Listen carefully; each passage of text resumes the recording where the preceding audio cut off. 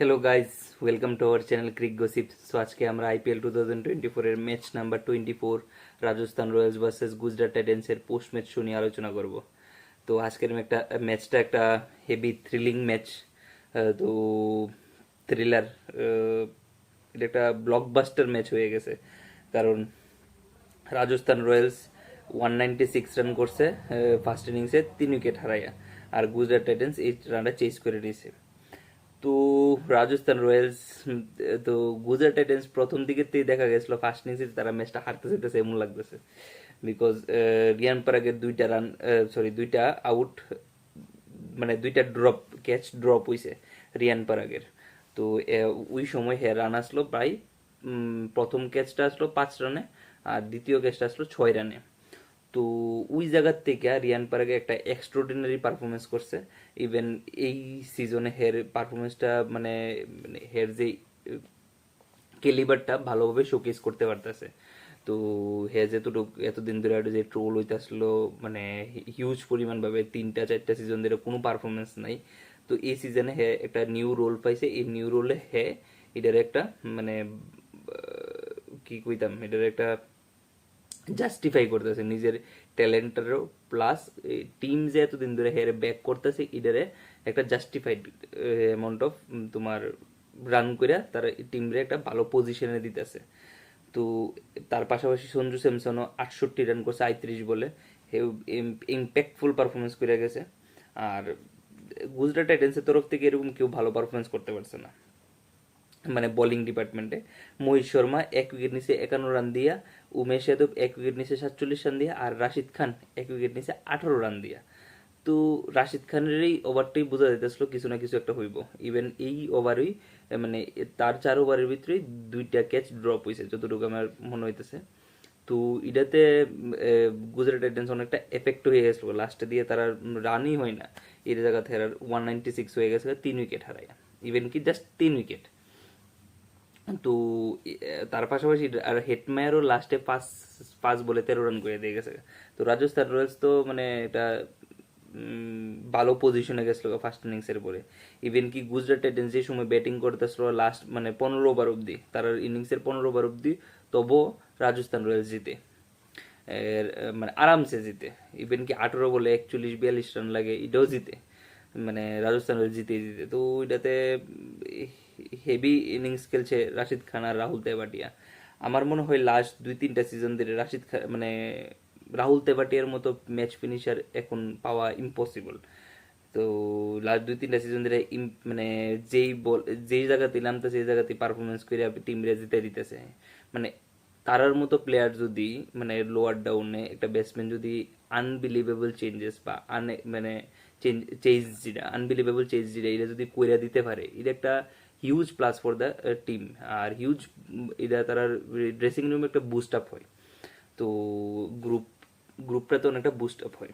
তো রাশিদ খান বলে সরি, রাশিদ খানও মানে 11 বলে 22 রান লাস্ট 1-2টা মানে এই সিজনে যতটি ম্যাচ হইতেছিল এর পারফেক্ট বোলিং থেকেও পারফেক্ট পারফরমেন্স পাওয়া যাইতেছে না, ব্যাটিং তে তো পাওয়া যাইতেছে না। তো আজকের ম্যাচে মানে বোলিংও দিছে, ব্যাটিংও করছে। তো এটা একটা ইম্প্যাক্টফুল, ভালো রান চেস করে দিয়ে গেছে রাশিদ খান, রাহুল তেভাটিয়া, শাহরুখ খান 8 বলে 14 রান। তো আমি যতটুকু বুঝলাম যে ইম্প্যাক্ট ইম্প্যাক্ট সাবস্টিটিউট যেটা, ইম্প্যাক্ট রুল আওয়ার পর যে কোনো রান চেঞ্জ হইতে পারে। মানে বোঝা যাইতেছে যে কোনো রান চেঞ্জ হইতে পারে।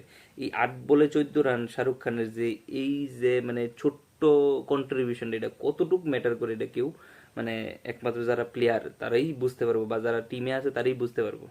আর যারা অ্যাকচুয়াল ক্রিকেট মানে বুঝে, এটা আমি যতটুকু বুঝি, তো যারা তারা এই পারফরমেন্সটা বুঝে মানে এটার একটা ডিনাই করতো না। 8 বলে 14 রান করে দিয়ে গেছে ওই পজিশনে সেটা, যে জায়গা শুভমান গিল আউট, বিজয় শঙ্কর আউট, রাহুল সরি সাই সুদর্শন আউট, মেথু ওয়েড আউট, অভিনব মনোহর আউট, সবাই আউট। তো ওই জায়গার যে হ্যাঁ সেটা ইম্প্যাক্ট সাবে সেটা ভালো একটা 8 বলে 14 রান দিয়ে গেছে, 14 রান করে গেছে, এটা একটা খুব ভালো ইনিংস।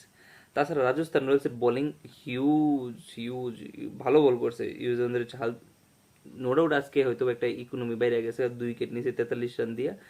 আর কুলদীপ সেন 3 উইকেট নিছে 41 রান দিয়ে। আজকে আমরা কুলদীপ সেন নিয়েও কিছু একটা আলোচনা করুম। আর আবেশ খান 1 উইকেট দিয়া, মানে 1 উইকেট নিছে 48 রান দিয়া। তো এবার আমরা কুলদীপ সেন, রাজস্থান রয়েলসের টোটাল পারফরমেন্সটা। কুলদীপ সেন অনেক, মানে গত সিজনে খেলতেই পারছে না মোটামুটি। তো এই সিজনে ইঞ্জুরির কারণে এই সিজনে চান্স পাইছে, ও আজকে নন্দ্রে বার্গার তারা ইনজুর হওয়ার কারণে এই জায়গায় মানে একটা ইন্ডিয়ান বোলার কন্টিনিউ 142, 143, 146, 148, মানে 140 প্লাস বল করতেছে। লাস্ট ওভারটা হয়তো একটু মানে মারি খেয়ে লেগেছে, কিন্তু যে 2-3টা ওভার করছে মানে খুব বাম্পার ওভার করছে। অভিনব মনোহর তো আমি মনে করি অভিনব মনোহর যেভাবে আউট হয়েছে ডরে আউট হয়েছে যতটুকু বোঝায়, মানে মানে কি ইনিশিয়াল মুভমেন্ট দেখে বোঝা যাচ্ছে ডরে আউট হয়েছে, পেসের ডরে, মানে পেসে বিট হয়েছে সোজা কথা। তার পাশাপাশি ম্যাথু এডও পেস টেস বুঝতেছে না তো এই কুলদীপ সেন, তো আমরা মানে ট্যালেন্টটা আমরা মানে লাস্ট আগের সিজনেই দেখে নিয়েছিলাম। তো মানে যেটা 2022-21 দেখে নিয়েছিলাম যে ভিতরে ট্যালেন্ট আছে, কুলদীপ সেনের ভিতরে পেস বল করে ট্যালেন্ট আছে। তো কিছু কিছু কারণে হয়তো বা ইনজুরির কারণে ভালো পারফরমেন্স মানে গত সিজনটা মিস গেছে। তা আশা রাখি নেক্সট যতটি ম্যাচে চান্স পাবো খুব ভালো বল করবো, ভালো লেংথে বল করবো, ভালো স্পটে বল করবো। তো এটা একটা থেকে আশা করা এখন যায়, ইভেন কি মানে ইন্ডিয়ান ক্রিকেটের লিগে অনেকটা ভালো সাইন। তাছাড়া ইন্ডিয়ান ক্রিকেটের আরেকটা মানে হেডেক হয়ে যেতেছে এখন ইয়শস্বী জয়সওয়ালের পারফরমেন্স। 24 বলে 19 রান করছে জাস্ট। এবার সিজনে মানে পারফরমেন্স একদম বাজে যাইতেছে।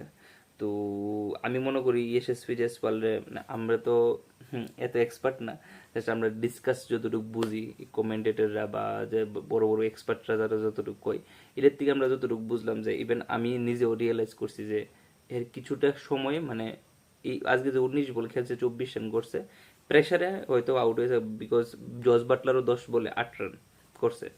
জস বাটলারের তরফ থেকে কোনো পারফরমেন্স দেখা গেছে না। তো সেই হিসাবে ইয়াশিস জয়সওয়াল তো মারতে হইবই।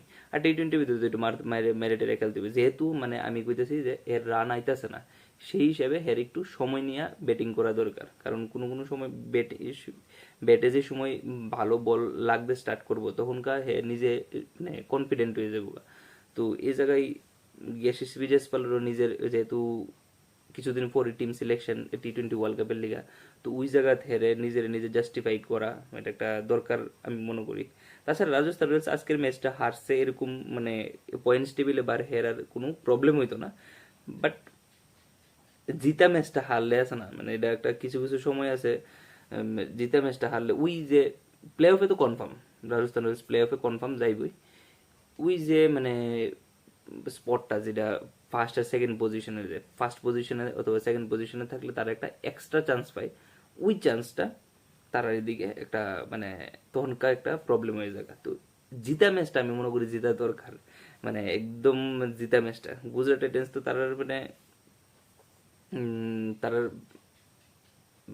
মানে থালে ভাত দিয়ে সেটা আবার কাইটে নিছে এমন হয়ে গেছে। তো গুজরাটের মানে ইম্পসিবল রান চেজ করছে, তো ভালো পারফরমেন্স করছে গুজরাট টাইটান্স। রাজস্থান রয়্যালসও বোলিং ডিপার্টমেন্ট একটু জাস্ট উইক আসলো, মানে উইক লিঙ্ক বলতে আবেশ খানই, বিকজ আবেশ খান লাস্ট 2-3টা ম্যাচে লাস্ট মানে ডেথ ওভারে ভালো বলই করছে, বাট আজকে হয়তো পারছে না। তো তার পাশাপাশি কুলদীপ সেনের ওভারটাও মানে 19 নম্বর ওভারটাও কুলদীপ সেনের একটা মাইনাস পয়েন্ট হয়েছে রাজস্থান রয়্যালস। আরেকটা তারা বিগ মাইনাস আমি যদি দেখি, বিগ মাইনাস হয়েছে তারা লাস্ট ওভার 20 নম্বর ওভারে তারা 5 মিনিট পিছিয়ে আসলো, স্লো ওভার রেটে আসলো। ওই জায়গায় একটা প্লেয়ার মানে বেশি সার্কেলে রাখতে হবে, মানে কি কই সার্কেলের বাইরে যে প্লেয়ারটা ধরো 5জন রাখতে পারতো তারা এবার 4জন রাখতে পারবো সার্কেলের বাইরে। তো এই জায়গাতে একটা মাইনাস পয়েন্ট হয়েছে রাজস্থানের লিগে। তাছাড়া রাজস্থানের আমি এই জিনিসটা বুঝলাম না কে লিগে তারা স্লো ওভার রেট হইলো। আজকে 3টা তারা স্পিনার খেলাইছে, 3টা স্পিনারে প্রায় 10 ওভার করছে। তো তারার ওভারে আমি মনে করি এই 10 ওভারে তারা এত টাইম নষ্ট করে লেছে, আমি বুঝলাম না যে কোন জায়গায় ভুল করছে। তার এটা ড্রয়িং বোর্ডে দেখা দরকার যে কোন জায়গায় তারা ভুলটা করছে। যদি একটা আমি মনে করি তারা লিগে একটা মাইনাস পয়েন্ট হয়েছে যেহেতু রাজস্থান রয়্যালসের লিগে। ঠিক আছে, তো আজকের ম্যাচের ডিসকাশনটা এখানে শেষ করছি। এখন আমরা আগামীকালকের ম্যাচ, আরেকটা blockbuster match, royal Challengers Bangalore versus Mumbai Indians. তো এটা তো বরাবরই মুম্বাই ইন্ডিয়ান্স, আমরা প্রথম থেকে কইতেছি মুম্বাই ইন্ডিয়ান্স একটা স্ট্রং টিম, স্ট্রং 11 নিয়ে খেলতে পারবে তারা।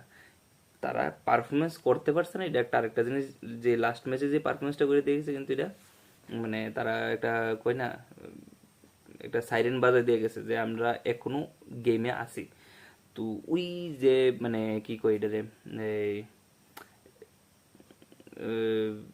স্পার্কটা যদি তারা ধরে রাখতে পারে, ওই যে লেগেসিটা যদি তারা ধরে রাখতে পারে, তো মুম্বাই ইন্ডিয়ান্স আমি মনে করি প্লে অফে যাওয়ারও একটা তার দাবিদার আছে। 3 ম্যাচে 4 ম্যাচে একটা জিতছে, তো এরকম কিছু না। তো ইভেন তারা 2013-তে 5 ম্যাচ লাগাতার এরা চ্যাম্পিয়ন হয়েছে, তো এটাতে কিচ্ছু নাই। আর আরসিবির তো কোনো আতা পাতা নেই, এসব unpredictable team RCB.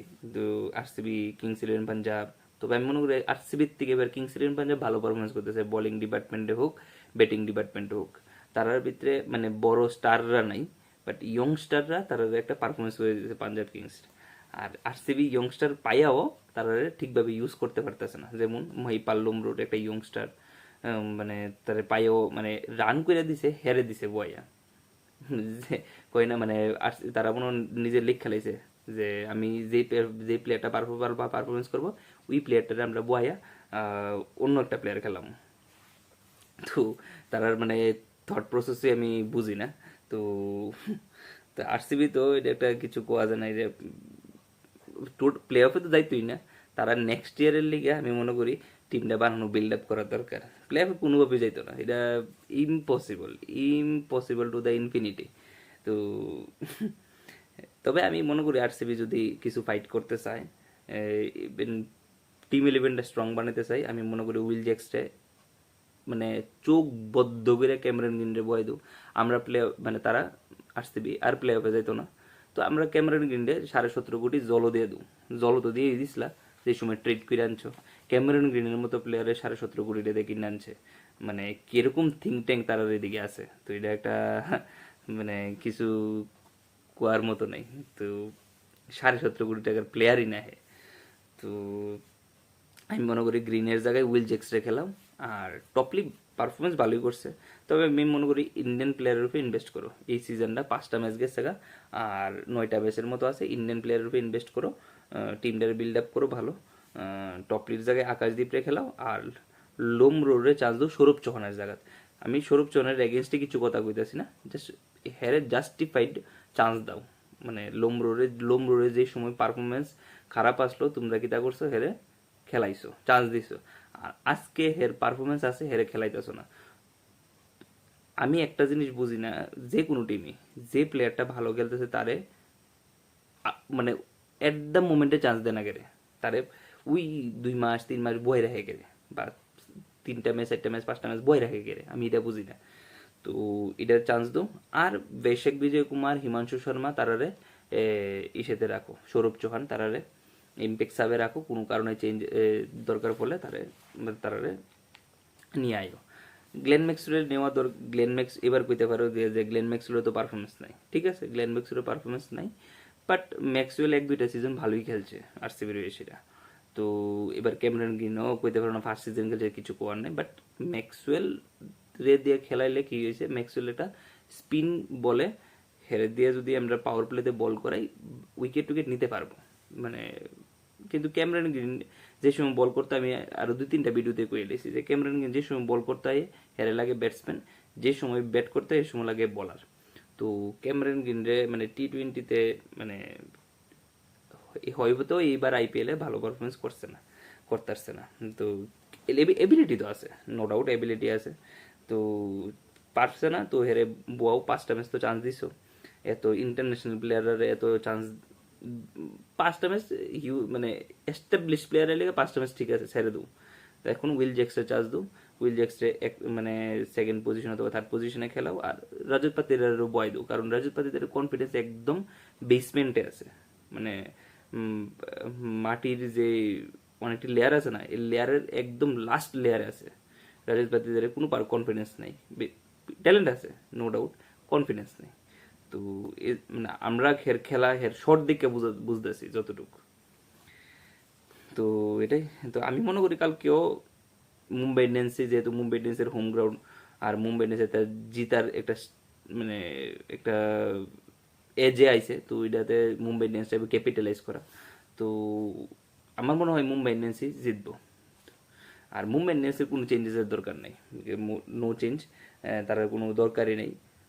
Settle team, এটারে নিয়ে 14টা খেলা, মানে 3টা খেলা শেষ, 4টা খেলা শেষ, আর 9টা খেলা খেলতে থাকো, টেনশন নেই, খেলতে থাকো, হারলে হারছো, জিতলে জিতছ, বাট মুম্বাই ইন্ডিয়ান্স প্লে অফে যাইতে পারে। মানে এখনো 60-70% চান্স আছে, তারা যদি টিমের জেলিং ভালোভাবে হয়, এখনো 60-70% চান্স আছে মুম্বাই ইন্ডিয়ান্স প্লে অফে যাওয়ার। এরপরে প্লে অফে গিয়ে কী করবে এটা তো এত আগে কোয়া যেত না, বাট প্লে অফে যাওয়ার চান্সেস আছে, প্লে অফে যাওয়ার মতো টিম আছে তার কাছে। জাস্ট জেলিংয়ের ব্যাপার, গ্রুপের ভিতরে জেলিংয়ের ব্যাপার, আর কিছু না। আর জেলিং আমি মনে করি লাস্ট ম্যাচে হয়ে গেছে। লাস্ট ম্যাচে সবচেয়ে বেশি তারা প্লাস হয়ে গেছে ওই রোমারিও শেফার্ডের পারফরমেন্সটা। তো এটাতে অনেকটা জেলিং, মানে অনেকটা গ্রুপিজম দেখা গেছে তার। গ্রুপিজম মিনস মানে খারাপ হয়েতে না, ভালো হয়েতে গ্রুপটা একটা ইউনিটি হয়েছে, যতটুকু বোঝা যাইতেছে। ইভেন কি জিতার পর একটা ইউনিটি দেখা গেছে। তো দেখা যাক কালকে কি হয়। আমি এজ এ আরসিবি ফ্যান, আর ক্রিকেটিং অ্যাসপেক্টে যদি আমি কই, মুম্বাই ইন্ডিয়ান্স জিতবো। আর আরসিবি, তো আমি আরসিবির সাপোর্টার সবসময়, যতদিন বিরাট কোহলি আছে আমি আরসিবির সাপোর্টার। তো সবসময় আরসিবির সাপোর্ট করে দেবো। আর ক্রিকেটিং অ্যাসপেক্টে তারা টিম কম্বিনেশন সব কিছু মিলে আমি যদি দেখি, মুম্বাই ইন্ডিয়ান্স জিতে যেতেছে কালকের ম্যাচটা। তো আজকের ডিসকাশনটা এখানেই শেষ করছি। আশা করি তোমাদের ভিডিওটা ভালো লাগবে। ঠিক এমনভাবেই বাকি টিমগুলো সম্পর্কে জানতে আমাদের YouTube channel crick gossip subscribe করুন। তার পাশাপাশি লাইক এবং কমেন্ট করে আপনাদের মতামত জানান। থ্যাংক ইউ, গুড নাইট, শুভরাত্রি।